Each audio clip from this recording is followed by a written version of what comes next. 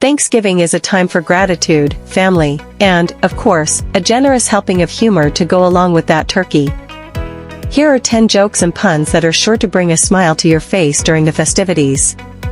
1. Why did the turkey cross the road twice to prove he wasn't chicken?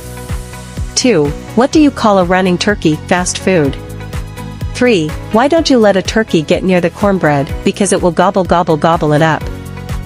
4. What kind of music did the Pilgrims like? Plymouth Rock. 5. Why was the Thanksgiving soup so expensive it had 24 carrots?